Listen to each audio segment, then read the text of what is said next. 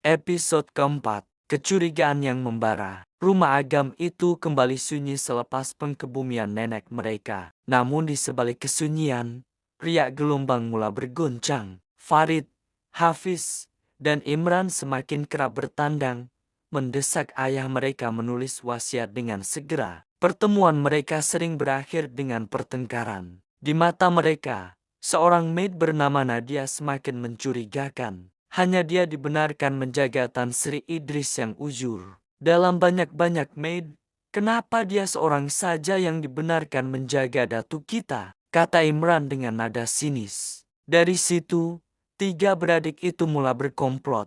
Helah Imran si playboy. Imran, si bongsu yang boros, diarahkan berpura-pura rapat dengan Nadia walaupun mata mereka memandang Nadia sebagai hina dan low class karena miskin harta. Dia mula berlagak ikhlas, sering memuji kecantikan dan kesabaran Nadia. Semasa hari cuti Nadia, dia akan mengintip kemana Nadia pergi dan akan tiba-tiba muncul di hadapan Nadia. Pada suatu hari, dia mengekori Nadia dengan kereta mewahnya. Nadia sedang berjalan dan menunggu bus. Dia mempelawan Nadia untuk masuk keretanya dan memandu ke destinasi yang Nadia mau pergi. Nadia berasa serba salah, namun akhirnya bersetuju setelah didesak oleh Imran. Nadia, katanya sambil tersenyum manis, kamu nampak manis dari hari ke hari. Sebelum ke rumah rakan kamu, saya ingin belanja kamu minum kopi. Sebelum Nadia sempat bersetuju, Imran sudah memberhentikan keretanya di valet parking sebuah shopping kompleks. Dia dengan sopan membukakan pintu kereta untuk Nadia seolah-olah dia melayan Nadia seperti teman wanitanya. Nadia kelihatan kekok sekali dilayan begitu, namun dia hanya akur karena dianggap tidak sopan di hadapan anak majikannya itu.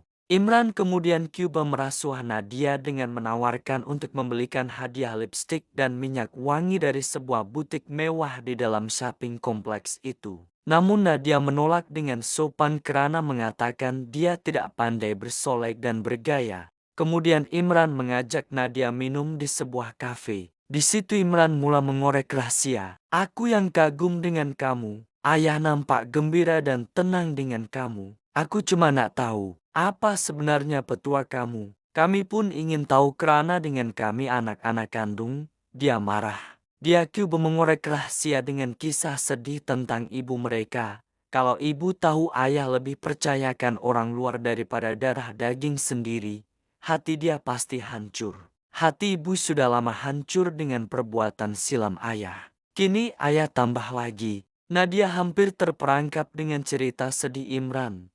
Namun kebijaksanaannya menyelamatkan keadaan. Dia menjawab tenang, saya hanya buat kerja saya dengan ikhlas. Saya tidak pernah dan tidak mau campur urusan keluarga Dato' Razak. Imran yang mendengar kata-kata Nadia pulang dengan kecewa, tetapi menyembunyikan kegagalan itu daripada abang-abangnya. Fitnah Farid.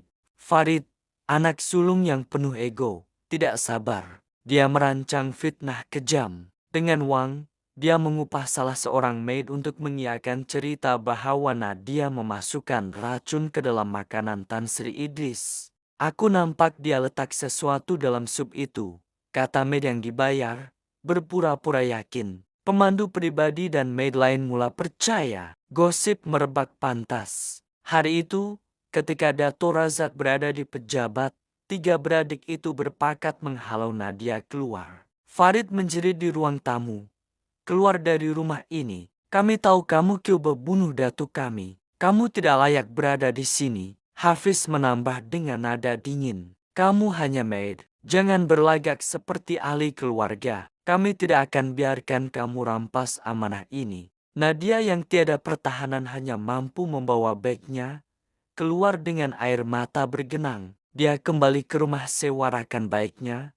Hatinya hancur karena difitnah. Kebenaran terbongkar. Namun tidak lama kemudian, Dato' Razak bersama Peguam Mencik Chandra memanggil Nadia semula. Mereka mengingatkannya tentang perjanjian bertulis. Dia tidak boleh dihalau sesuka hati keluar dari rumah itu. Fitnah itu tidak berasas, kata Encik Chandra tegas. Ruang rumah ini mempunyai CCTV tersembunyi. Kami sudah semak rekaman. Tiada sesiapa pun memasukkan racun ke dalam makanan Tan Sri Idris. Dato Razak menatap anak-anaknya dengan wajah kecewa. Kamu sanggup memfitnah demi harta. Kamu sanggup menjatuhkan orang yang ikhlas menjaga keluarga ini. Kamu sudah melampau. Farid terdiam. Wajahnya merah padam. Hafiz menunduk. Imran ketawa kecil tetapi hambar. Ego mereka runtuh sedikit demi sedikit. Nadia dalam dilema. Nadia berdiri kaku. Air matanya bergenang. Dato, saya tidak mau menjadi punca perpecahan keluarga. Saya hanya mau menjaga amanah yang diberi. Tan Sri Idris, dengan suara ujurnya, berkata perlahan, Nadia, jangan takut. Amanah ini bukan untuk merampas, tetapi untuk menjaga. Kamu telah membuktikan keikhlasan kamu. Itu lebih berharga daripada darah daging yang tamak. Suasana rumah Agam menjadi sunyi. Anak-anak Dato Razak terdiam. Malu kerana fitnah mereka terbongkar. Dato Razak menutup bicara dengan suara tegas. Mulai hari ini, saya tidak mau dengar lagi tentang perebutan harta. Jika kamu mau dihormati, buktikan dengan usaha. Sekarang kamu boleh pulang ke rumah masing-masing. Jangan sibuk dengan hal di dalam rumah ini. Selama ini pun kamu jarang menjenguk rumah ini. Malam yang terbongkar. Selepas konfrontasi terbuka, anak-anak Dato Razak pulang mengadu kepada ibu mereka, Puan Salmah. Sebagai seorang bekas istri yang menyimpan dendam lama, aduan anak-anaknya kembali menjadi api yang membakar penyakit jiwanya yang disembunyikan itu. Betina low class yang tidak sadar diri seperti itu mesti disingkirkan. Dia telah rampas tempat kamu semua dengan kejam. Kalau ayah kamu mati, semua harta akan jatuh ke tangan dia. Orang jahat mesti dibalas, jerit Puan Salmah dengan mata liar. Rancangan membalas dendam pertama. Puan Salmah membawa anak-anaknya ke kampung, berjumpa seorang bomoh. Mereka menuduh Nadia menggunakan Dato Razak dengan ilmu hitam. Bomoh itu percaya, lalu melakukan ritual gelap, menghantar santau untuk melemahkan tubuh Nadia. Beberapa hari kemudian, Nadia jatuh sakit.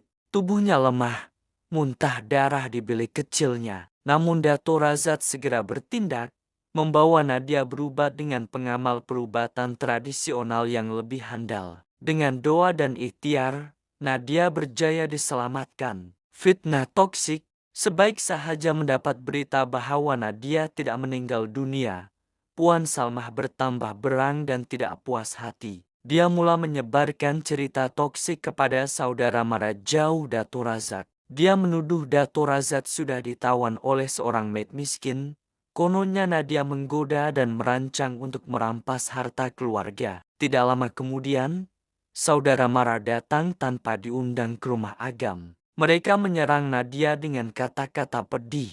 Betina hina, kau nak jadi membesar rumah ini kah? Taraf seperti kamu tak layak tinggal di sini. Kau rampas kasih sayang keluarga kami. Kau pengkhianat. Kalau bukan kerana kau, Dato Razak tak akan jauh dari darah dagingnya. Nadia dihina di depan orang ramai. Ada yang meludah ke tanah ketika dia melintas. Ada yang sengaja menolak bahunya. Seorang makcik saudara dari kampung menengking sambil menarik rambut Nadia dengan kasar. Kau patut dihalau malam ini juga. Kami tak akan biar rumah ini jadi kotor dengan betina murahan seperti kau. Wanita itu menarik rambut Nadia dan mengheret Nadia sehingga ke pintu rumah sebelum dia ditendang keluar dan tidak dibenarkan masuk. Air mata Nadia bergenang, tetapi dia tetap diam. Dia tahu, membalas hanya akan menambah api fitnah, surat layang dan ugutan. Tidak cukup dengan itu.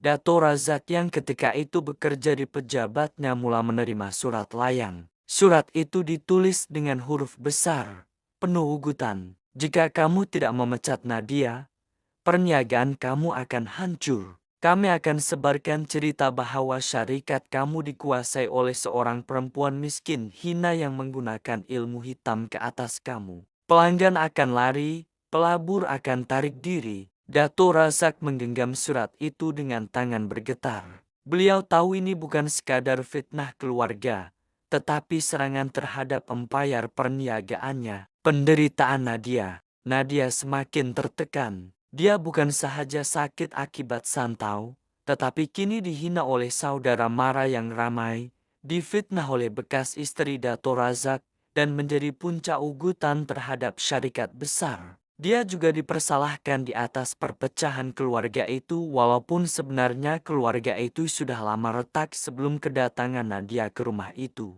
Namun, dalam hati kecilnya, dia berbisik, amanah ini bukan untuk harta. Amanah ini untuk menjaga. Aku tidak boleh menyerah, walau seluruh dunia menentang. Dato Razak bersimpati terhadap Nadia. Nadia tidak bersalah.